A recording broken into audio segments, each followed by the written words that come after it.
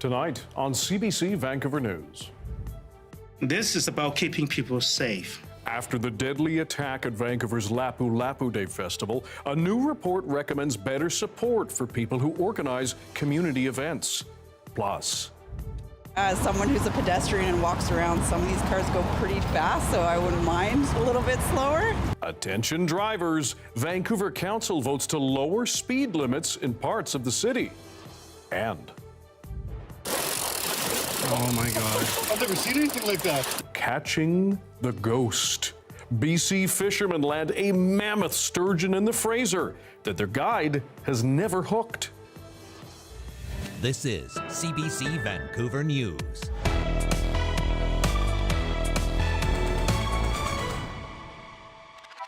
Hello, I'm Dan Burritt. Thanks for joining us. It has been just over 2 months since 11 people were killed at Vancouver's Lapu Lapu Day Festival tragedy. Now, a new report has several recommendations meant to boost safety and help those who organize all kinds of events across the province. Jessica Chung has more on what's being suggested and reaction.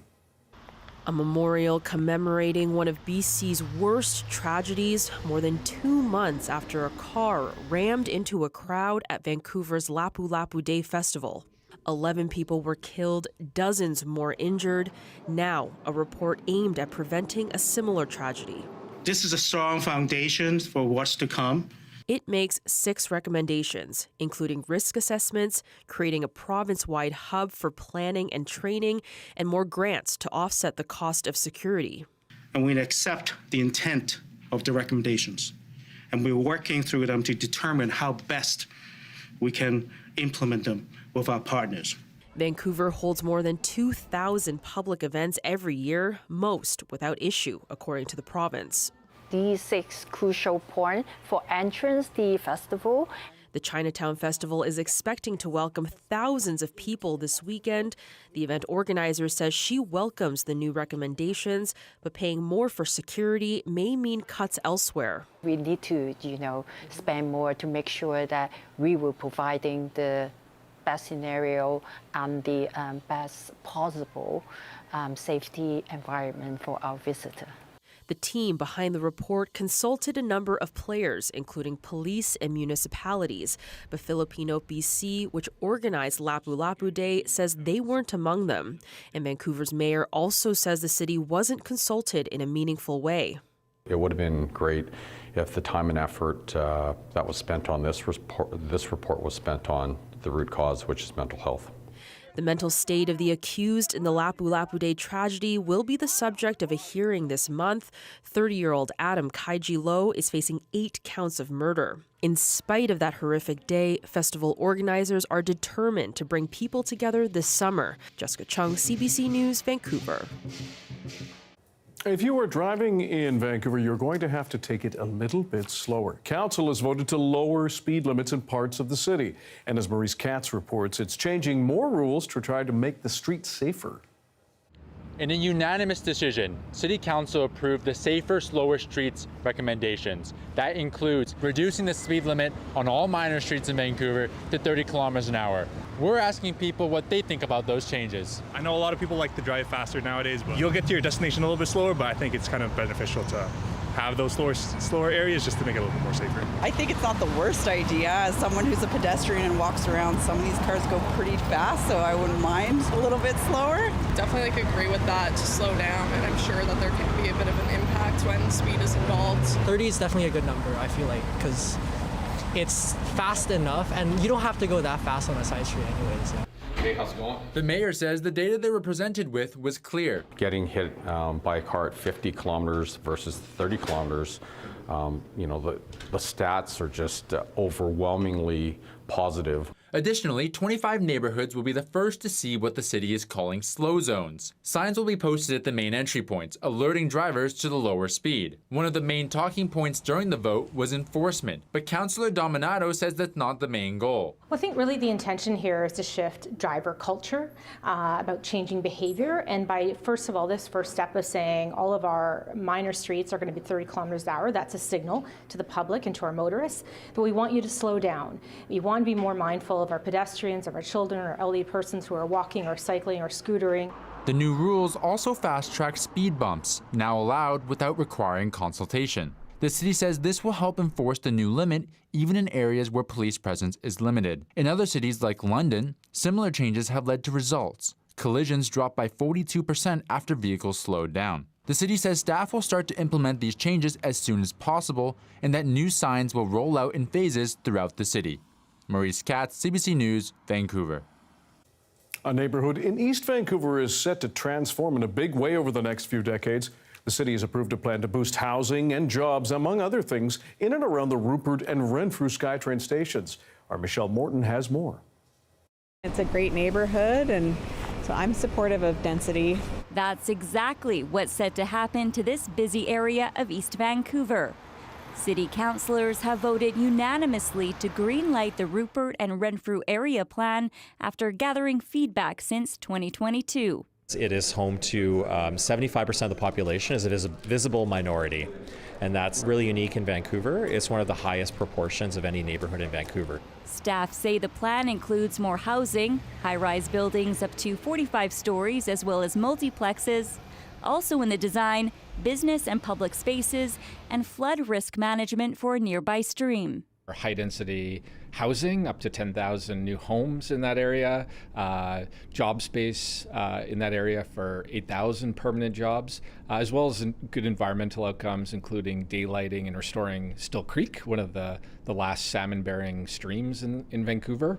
The plan is welcome news to some living and working in the area. Not just a financial hub, an economic hub, but also as a housing hub, and then also having all the shops and everything kind of brings everything more local. In terms of like prices, that is probably a bit of a concern in terms of like things going up in the area. But right now I guess if I were to put like words to it, it's like a welcome change right now. But that change will be gradual. It's estimated it will take up to 30 years to complete. We have a public benefits strategy, including all the housing and environmental features, that totals over $1.2 billion. The city says in the coming months, staff will look at rezonings to speed up housing construction and amenities in the area. Michelle Morton, CBC News, Vancouver. The parents of a boy who died after he was hit by a speedboat in North Vancouver are backing a call for more safety measures and enforcement. The Tsleil-Waututh First Nation is proposing a water guardian program on Burrard Inlet. Amelia John explains what that patrol would look like. It's been 1 month since 10-year-old Lionel Hall died at Kate's Park in North Vancouver. He was enjoying a day on the water with his friend owner Yusul when their inner tube was hit by a speedboat. Yusul is still in hospital. The tragedy of the young boy hit our community really hard. Members of the local First Nations say Burrard Inlet has become more busy over the years with increased tanker traffic and recreational boaters, and are proposing a guardian program which would see members help patrol the waterway. Having a voice that's similar to like a park ranger or something, where you can kick people out, or if it is ticketing them, I don't know what that looks like, to be honest, but education is always key, in my view. Municipal officials point out enforcement campaigns are sporadic and resources are limited. I think there's a lot more that could be done to sort out the traffic through that area, and we're going to be working with the Port of Metro Vancouver to see what can be done to maybe have a special speed zone or something else in that area to help address that as well. Hall's parents are supporting the Tsleil-Waututh initiative for water guardians and a speed limit for the waterway. Clearly, had there been a presence to at least monitor and ensure that all users of the water are acting in a safe manner, this type of accident would have been avoided. Investigators have been looking into whether speed or alcohol were factors in the crash. No charges have been laid, but a suspect who was arrested and released is set to appear in court at the end of August. We want things to change so that other families can have these beautiful experiences doing amazing things with their children. The Vancouver Fraser Port Authority says it welcomes efforts to improve safety on local waterways, while Transport Canada tells CBC News that the federal transport minister can designate local authorities to enforce rules if they make an application in writing. Amelia John, CBC News, North Vancouver.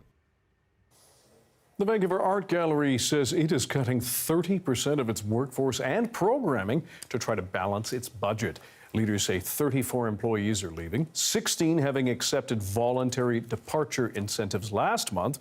18 others are being laid off. The cuts come after the gallery scrapped its design for a new home downtown after costs soared to $600 million.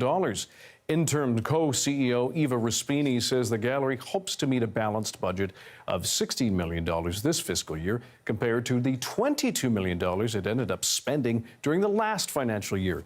The BC government says it gave the gallery almost $2 million in operational help from 2022 to 2025 and almost $1.6 million in what it calls post-pandemic resilience supplements in 2022 and 2023.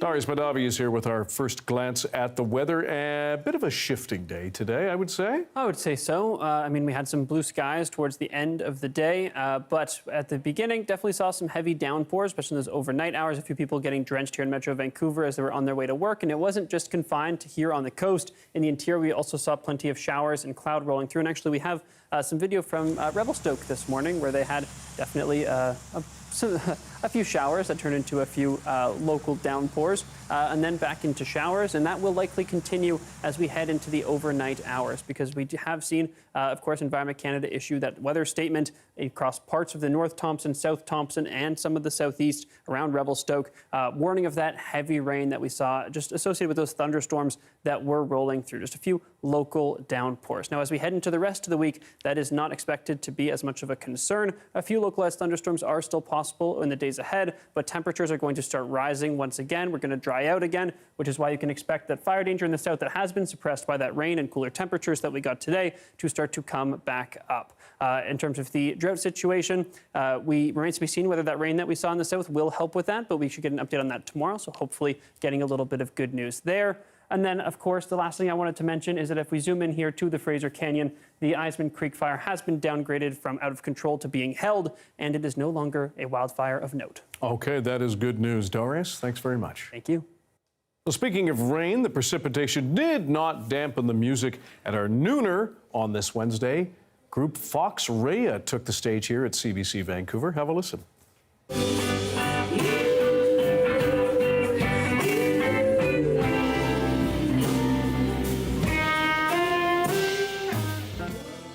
That's some sweet guitar action. Everyone's crossing their fingers for sunshine next week, and that's when we will hear from the children's music duo Oh Clementine. So bring the little ones down to our plaza outdoors at 700 Hamilton Street between Georgia and Robson next Wednesday, July 16th. CBC Musical Nooners run every Wednesday from now until August 20th.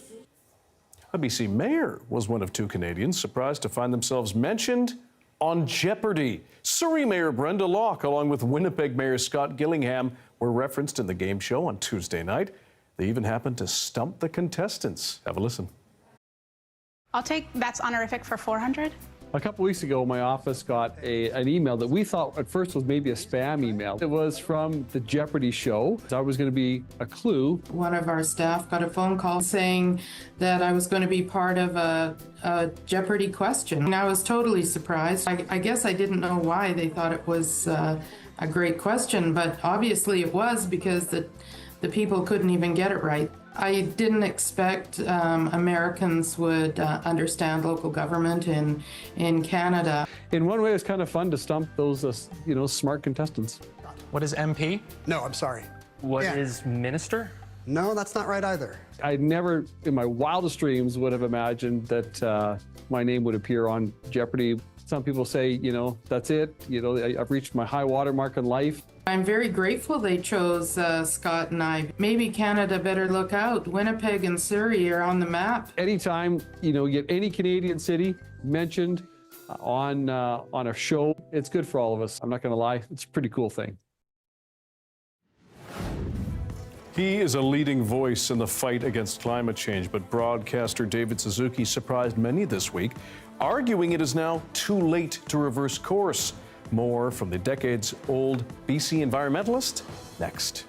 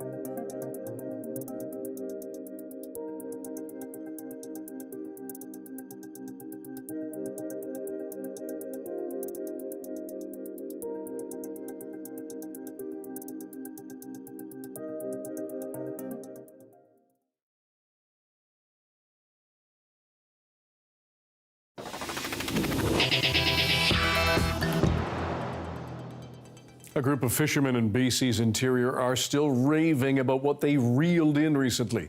They were on the Fraser River near Lillooet on Monday when one of their hooks caught something in the water. Oh my God. I've never seen anything like that. No kidding. 10 feet 2 inches long with a 5-foot girth, weighing in at 700 pounds. This massive white sturgeon has been nicknamed the Ghost. It's believed to be between 120 and 140 years old. Jeff Grimolfson is the fishing guide who hooked that underwater beast. He was just so big. He just sat there on the bottom and didn't care. He was like, "Oh well, I'm hooked, but I'm huge. There's nothing you can do." And then finally, he's like, "You know what? I'm taking off." And then he started swimming upriver. And we probably went about 2 kilometers upriver, and then finally the whole fish came out of the water, and we were all just absolutely blown away. Grimolfson says this is the first time in more than 3,500 trips that he has caught, and they had to release, of course, the Ghost. Sturgeons are a protected species in BC. For decades, science broadcaster and environmental activist David Suzuki has warned us of the dangers of climate change. But in a recent interview with media outlet iPolitics, he spoke about how it's, quote, too late to fight the issue. And he did not hold back when he chatted with our Stephen Quinn on CBC Radio's The Early Edition. But is it that people haven't paid attention to climate scientists, or is it that there's something about human nature that puts, as you say, you want us to suspend politics and economics, but that puts politics and economics ahead of those climate concerns, because we can push those off. Economics is, am I going to get a paycheck next week? Exactly. I think that the fundamental problem is there's been this remarkable shift in the way humans live, as well as an explosion in human population in the last 100 years. But we've shifted from basically being a farming animal, living in rural village communities, to big city dwellers. And when you live in a city, your highest priority is your job. You need a job to make the money to buy the things that you want. And you know, the economy then assumes this importance. As you know, we in the media need optimism in the end, there you right? Go. So tell us, what is the approach now? I mean, is it too late? Is there anything we can do? Well, the science has been in. We have passed so many critical points under the conditions that keep us alive. That is the amount of carbon in the atmosphere, the pH of the oceans, the amount of available fresh water, the nitrogen cycle. There are 9 planetary boundaries that we as animals must not pass through. We've passed 7 of the 9 boundaries now. If we pass 1, we should be scared stiff. We've passed 7. That's the science that's come in, and we're still arguing about pipelines and whether we should leave stuff in the ground. We're, you know, what can I say? That the day the Intergovernmental Panel on Climate Change came out with a report saying 1.5 degrees above pre-industrial levels, don't get beyond that. We passed that this year. Yeah. The day after that report came out, marijuana became legal in Canada. And guess what dominated the news from then on? When a report came out from the United Nations that over half of the species that were on this planet when I was born in 1936 are now extinct, and another 1 million are poised to go extinct. The next day, Harry and Meghan had a baby. And guess what went extinct in the media? The report on extinction. You ask me, why are we not paying attention? I don't know, but we sure as hell don't want to face what the science is telling us. David, we are going to have to leave it there. Thank you so much as always. I always appreciate the time with you. Take more time for your program to talk about these issues, please. A day that brought a bit of everything in the cloudy Okanagan, we should say. Showers and stormy weather hitting the central interior. How long is it going to last, and what is next? Darius Madavi has your BC-wide weather forecast coming up. Stick around.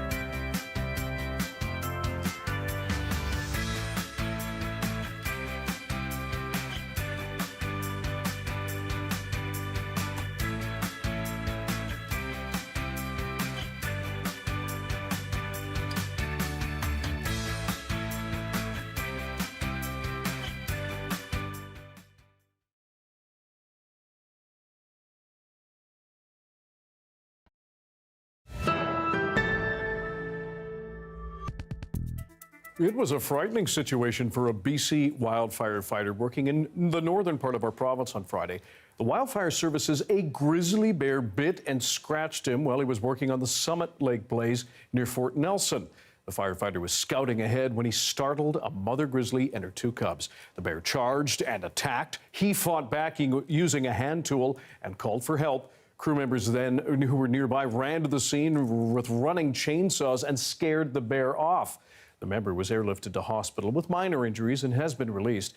As for the bear, conservation officers say the attack was defensive, so they won't be trying to find and kill the animal.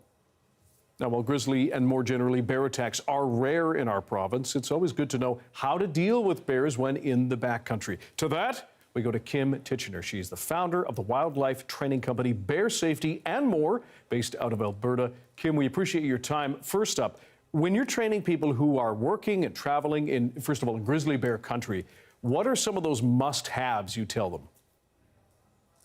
For sure. Well, the must-have number one is your voice. So it's really important to be making noise every couple of minutes as you're walking through the forest, especially if you are by yourself or in a small group. Every couple of minutes, letting out a hoof or a holler. It lets bears know that you're human. It lets them know that you're coming in their direction, and it gives them a chance to get out of your way. And if they don't know you're there, they're going to be scared when you startle them at close range. And if they've got cubs with them, or you're looking at a potential attack, which is exactly what happened in this situation.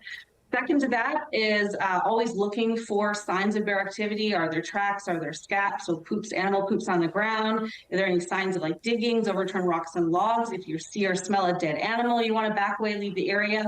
And you absolutely want to carry a can of bear spray and have it physically on your body, which from what I've read so far, doesn't seem as though there was any bear spray deployed or even available in this incident. So these are some really good things. Aside from that, another one, which we have had a couple bear attacks in British Columbia in the last few months that have been related to dogs. So reminding owners, like, please leash your dogs when you're out there for a walk. Even a short walk around your neighborhood, you should still have your dog on a leash. Now, if you don't have this equipment and God forbid you have an encounter where a bear is acting aggressively and you can't frighten it off, can you fight a bear?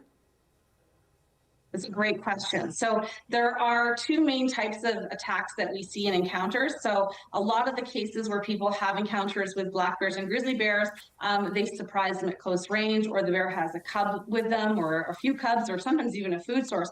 And that's when the bear will get highly defensive. They'll show signs of defense. So they'll start huffing, woofing, moaning, making guttural sounds, sometimes foaming at the mouth.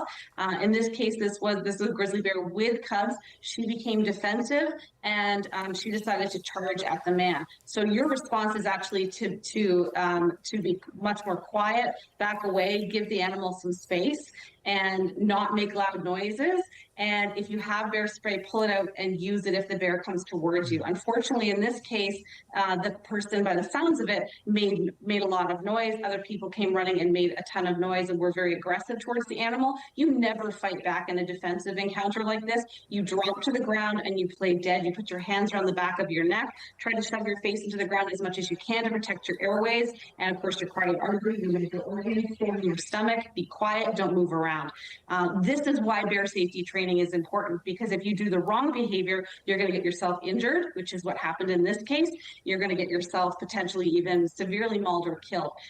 He is very, very fortunate in this case that those other people came to their help and it worked out. But, in a lot of the times when people start being aggressive with a bear that's defensive, it can lead to an attack and even a fatality. You deal a lot with bears. Do you have a story that you tell around the campfire? I have many stories, Dan. I dragged my parents out for a trail one day and for a hike, and they were all mad at me because I made all of them wear cans of bear spray, and they were super grumpy walking down the trail with me. And we came around a corner and we literally walked right into a female grizzly bear with 2 cubs. And I had my dog on leash, luckily. Unfortunately, my dog, of course, ran at the bear, and I grabbed the dog, went to grab my bear spray. And when that bear saw that group of people, saw that my dog was on a leash and it wasn't going to be able to hurt their cubs, she just turned and she ran. She made that choice to leave instead of get herself into a bad situation. And we made the right choice by choosing to do all these bear safe practices when we were out there. We still ran into a bear, but because we had those things on our side, even if she charged us, I had a can of bear spray. I could have used it. I could have stopped an attack. So it's, I really encourage people to get outdoors and enjoy nature and accept that sometimes we will encounter bears whether we want to or not. But if we are prepared, we take bear safety training, we have the right tools, we can walk away, and everyone walks away and lives another day. We're glad that you were able and your party to walk away. Kim Titchener with Bear Safety and more, thank you for your time and expertise. My pleasure.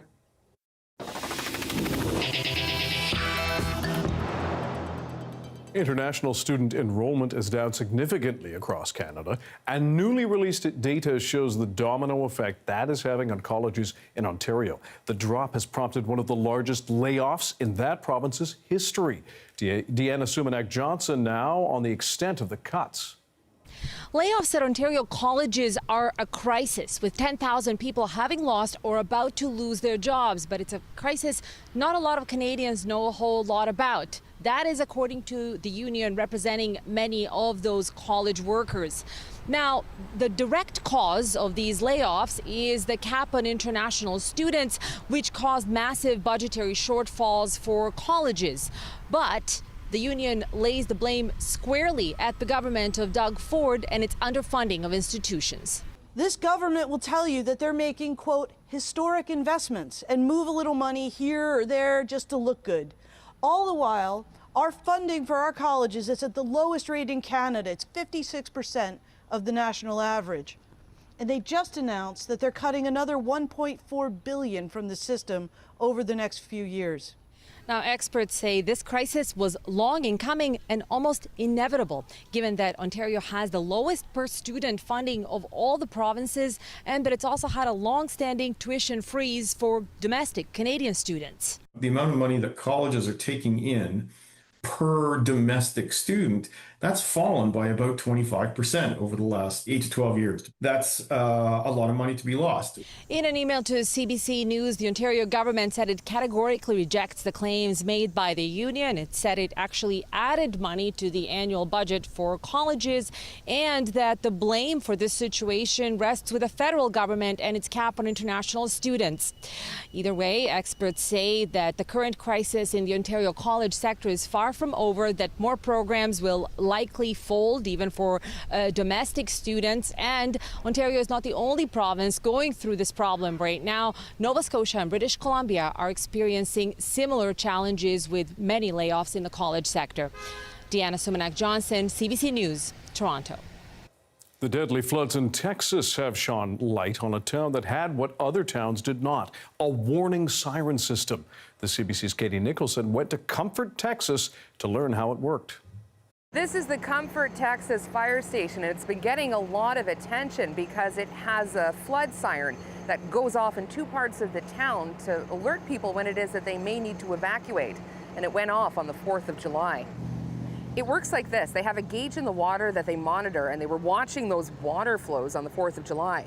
Their command team then decided to hit the button that sounds the flood alert to notify people they need to get ready to go. Fire Chief Danny Morales has been with the department for more than 50 years. He says it's a tool other communities along the river might consider. We were prepared, and like I say, the siren helped our people. It's better than not having anything, for us, and we're just trying to improve on that. I lost my granddad in the '78 flood here in Comfort, and ever since then, I've made it a point that, I'm going to try to better our warning systems for our community. One of the issues officials are constantly being asked about is whether there were failures or breakdowns in the warning systems of other communities hit by this flash flood. But officials say right now the focus remains on recovery of the more than 170 who are still missing. Katie Rode is a volunteer firefighter, and she took us to one of the spots where her teams have been searching near where they recovered a victim.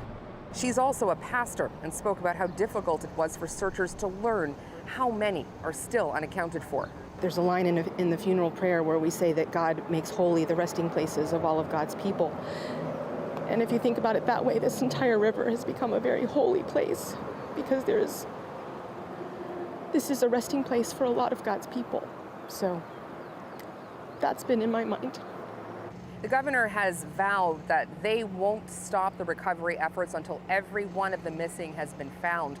But the thing that searchers are finding is that materials in one area have been transported dozens of kilometers further downstream, meaning that it's a very long process ahead of them. Katie Nicholson, CBC News, Comfort, Texas. India and the United States are in the midst of negotiations on a trade deal, and President Donald Trump says they're getting close to sealing one. At the same time, though, he continues waging his trade war with the Indians, adding on tariffs. Salima Shivji has the details. There were reports that a mini trade deal between India and the United States could be announced as early as today. That didn't happen, but U.S. President Donald Trump says an agreement is imminent. We're close to making a deal with India. The two sides have been in intense negotiations for several months now, ever since Trump announced that he would impose reciprocal tariffs on India and a long list of other countries, with the deadline being today. That was pushed back again, but now there are more threats. 10%, George. That would be India, Brazil. That's right, they have to pay 10%. The president also floating an extra 10% tariff for what he calls anti-American policies on countries like India, Brazil, Russia, and others that are part of the BRICS alliance, a grouping of emerging economies. And the U.S. is also now moving forward with a 50% tariff on copper imports. India exports more than 350 million American dollars worth a year, so that would be a big blow to this country.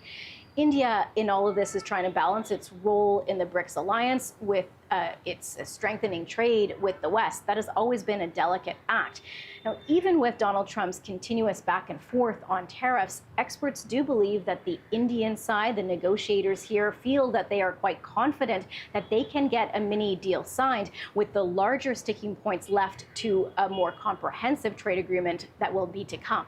I think the intention, particularly from the Indian side, is pretty high to get the deal compared to what has happened in the past. In the past, we've drawn much thicker red lines than we have this time. But the red lines are still there. India won't budge on its dairy sector or on agriculture, even though the Americans are pushing for more market access. India really won't entertain opening up those sectors because, of course, they have always been a no-go for trade deals. The country really eager to protect its small-scale farmers here. Salima Shivji, CBC News, Mumbai. Ukraine's leader Volodymyr Zelenskyy met with Pope Leo in Italy. He's trying to raise support again as his country fights Russian aggression. Anna Cunningham has more on that. The Ukrainian President Volodymyr Zelenskyy is in Rome for the two-day Ukraine Recovery Conference, but he's found time to fit in some meetings ahead of that. His first stop was the Vatican for a private audience with Pope Leo at his papal residence, Castel Gandolfo. Pope Leo was heard asking the Ukrainian president, "How are things going then?" These talks focused on peace in Ukraine. A statement released by the Vatican saying during the cordial conversation, the importance of dialogue as the preferred means of ending hostilities was reaffirmed. The Holy Father expressed his sorrow for the victims and renewed his prayers and closeness to the Ukrainian people, encouraging every effort aimed at the release of prisoners and the search for shared solutions. And the Vatican officially confirming that Pope Leo is willing to welcome representatives of both Ukraine and Russia to the Vatican for potential negotiations. But we know that Russia has previously rejected any such move. President Trump appears to be losing patience with his Russian counterpart. I'm not happy with Putin. I can tell you that much right now, because he's killing a lot of people. And a lot of them are his soldiers and their soldiers, mostly. And it's now up to 7,000 a week. And I'm not happy with Putin. We get a lot of thrown at us by Putin, for you want to know the truth. He's very nice all the time, but it turns out to be meaningless. The US president has now reversed a pause the Pentagon imposed on Ukraine weapons deliveries, and he is promising to send Ukraine 10 Patriot missiles. Ukraine says it's awaiting confirmation, but describes that number as minuscule compared to what it says it needs. Anna Cunningham, CBC News, London. Finnish President Alexander Stubb sat down with CBC News recently. In a lengthy one-on-one interview, he talked about Russia's ongoing war in Ukraine and about his relationship with Donald Trump. Briar Stewart has some of the highlights. We're in Helsinki, Finland, a country that's a world leader in building icebreakers and is partnering with Canada and the U.S. to produce more of them. Like Canada, Finland is an Arctic nation trying to bolster security in the remote yet strategically important north. And it's also one of NATO's newest members, sharing a more than 1,300-kilometer-long border with Russia. Hi, Briar Stewart. Alex. Nice to meet you. We sat down with Finnish President Alexander Stubb to talk security, sovereignty, and to get his thoughts on U.S. President Donald Trump's approach to foreign policy. Stubb is a vocal advocate for Ukraine, and he's forged ties with Trump, both on and off the golf course. In diplomacy, you never want to inflate your relationship. For me, diplomacy is about two things. It's state-to-state relations. They are about, values and historical alliances and culture, et cetera, et cetera. But the other relationship that you have in diplomacy is personal. And the reality is that the United States has elected its 47th president in the form of Donald Trump, whose foreign policy is quite transactional. And then you have to deal with that. Then you have to think, okay, how do I influence? How do I have an impact? What do I do? And I had read that after President Trump met with Volodymyr Zelenskyy at the Vatican earlier this spring, you had said that you were more optimistic about the potential for ceasefire negotiations. Yeah. I'm wondering how you feel now. Well, it goes in waves, It's almost like one week I'm optimistic, another week I'm pessimistic. Right now, I'm quite pessimistic that we'll reach a ceasefire before the end of the summer. There doesn't seem to be a momentum. But it really does seem that, you have Russia ramping up attacks on cities, more civilians being killed, highest number of drones being launched. Yeah. They're launching a summer offensive. And Putin is not at all interested in a ceasefire, let alone a peace deal. So where does this go? Well, again, first of all, I think let's go back to basics. Russia is the aggressor. They had absolutely no reason to attack Ukraine. Number one, you cannot trust Putin. And number two, the only thing that Putin understands is the language of power. The CBC's Briar Stewart speaking with Finnish President Alexander Stubb. You can watch that full interview tonight on The National. Still to come, hundreds of people flee wildfires in northern Manitoba. We speak with evacuees and officials coming up.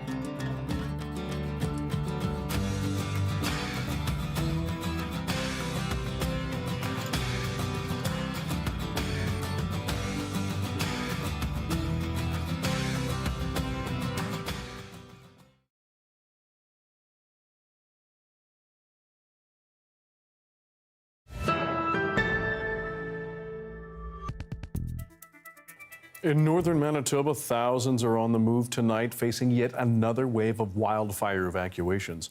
For hundreds, it is the second time they've had to flee in under a month. Karen Paul spoke with evacuees and community leaders, raising alarm about safety as resources were thin. Recent lightning strikes have ignited dozens of new wildfires in northern Manitoba. In the sky, water bombers work to douse the flames.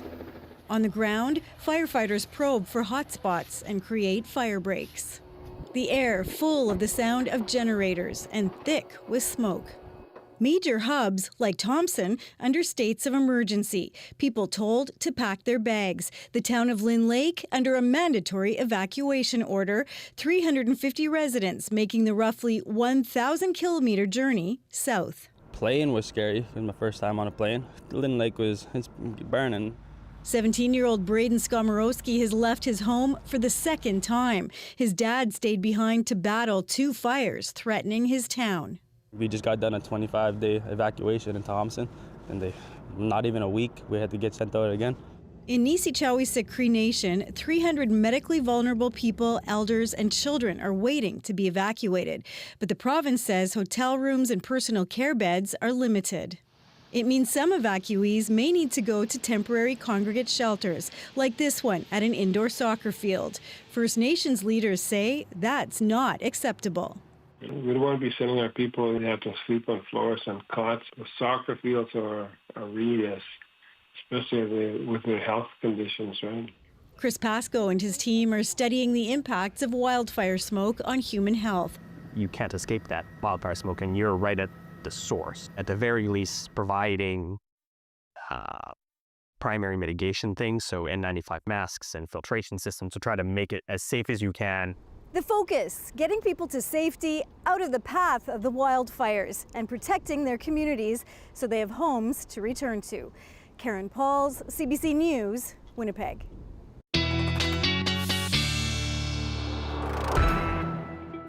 Darius Madavi here with the BC-wide weather forecast, and you have a smoke update for us. That's right. I thought we could take a look at where the smoke is spreading across parts of the country, and I also wanted to highlight all those fire perimeters that we see up in northern Manitoba. As we heard, many new fire starts ignited by lightning over the last few days. Now, that wildfire smoke is spreading down into Ontario as well, but if we take a look here, there we go. If we zoom into BC, you can see that most of that smoke is staying up in the northeast. We may see some surface smoke, a small amount, come down to other parts of the province as well. But for the most part, we are seeing it move off. But some area may see some haze up in the upper atmosphere and in the southeast as well due to some fires burning in the States. We'll see that in a second. We look at our surface map during the forecast conditions for tomorrow. But the other thing I wanted to mention is that low pressure system and the cold front that swept across BC, spreading showers and cooler temperatures. The low pressure system is moving off. That's also what's pulling the smoke away from BC. But then we have this high pressure building in over the southern parts of the province, bringing us that sunshine and temperatures climbing back up as we head into the weekend. You can really see that here. Again, we have those showers that are moving off of the province into the over the overnight hours in the southern parts of BC. Then in the north, we get a dry day or two, and then for the most part, we see some rain hitting the coast and then breaking into parts of the central interior and some parts of the northwest and northeast. But really, only small amounts, trace amounts, for places like the Peace and then Fort Nelson areas, so we could really use it. But again, drought update comes tomorrow, so hopefully we'll get some good news then about the rain that we have seen there over the last week or two. In terms of temperatures, those are continuing to climb as well. As I said, we're hitting 30 degrees again by Friday, and then that will hold into the weekend in the southern interior. Inland temperatures on the coast will also continue to climb. We do have a chance of some thunderstorms in some parts of the southern interior as we get into tomorrow, particularly in the southeast. But again, for the most part, smoke isn't too bad. This is pretty light smoke there that we're seeing in other parts of the country, other parts of the province, I should say, other than the northeast.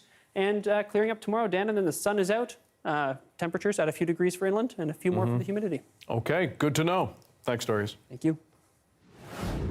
She's been described as a once-in-a-lifetime swimmer, and this week, Summer McIntosh is looking to take her career to the next level at the championships in Singapore.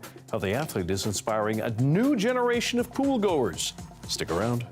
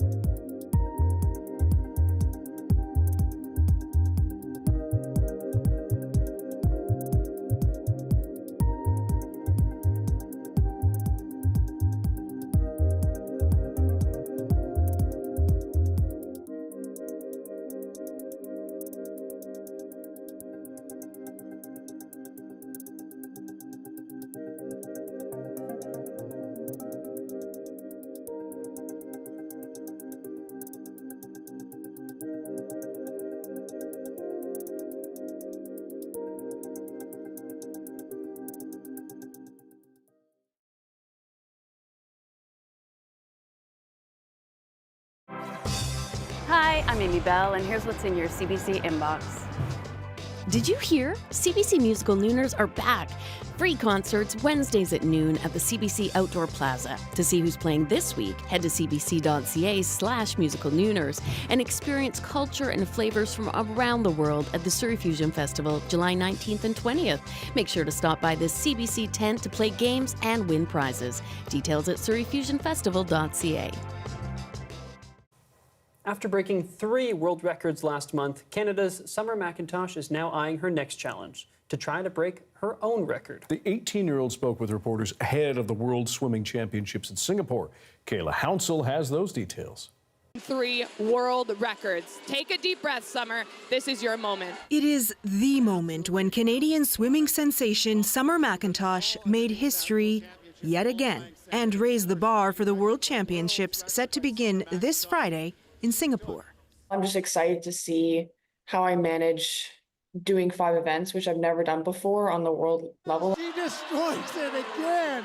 At the Canadian Trials in BC last month, McIntosh became the first swimmer to break a world record in 3 different individual events at one long course meet since Michael Phelps in 2008. Anna Mae Pierce of Canada. Former Canadian world record holder Anna Mae Pierce, now Oldershaw, says McIntosh is a once-in-a-lifetime swimmer. She gets compared to Michael Phelps, and she gets compared to Katie Ledecky, and I think she's Summer McIntosh. The things that I can see for her, I think surpass that. The 3-time Olympic champion says she was shocked to get a call from Phelps after her performance at trials. I was not expecting that whatsoever. And I got to chat to him, and he was so down to earth and so nice. And I've never met him before, so it was really cool to, talk to my childhood idol, and he's still my idol, of course, and the goat of swimming. But now it's McIntosh inspiring the next generation of Canadian swimmers. She's groundbreaking, she's setting the stage for so many future athletes, and she's just showing that literally anything's possible. She's like a freight train in the water. 14-year-old Brody McPherson witnessed McIntosh at trials. The buzz from the crowd, once they realized that they were going to watch a world record get broken either the first time or again live, it was just insane. McIntosh says she's going for as many golds as possible in Singapore. Her fans say 5 golds in 5 events is on the table, or, as it were, in the water. Kayla Hounsell, CBC News, Halifax. And she broke some of those records in Victoria. Very and cool. The energy in the newsroom when it happened was magical. Yeah. No, she's incredible. Yeah. Thanks for being with us tonight on CBC Vancouver News at 6. You can watch this newscast on CBC Gem, YouTube, and our website, cbc.ca/BC. And we will have your next local news at 11 o'clock, right after the National. Good night.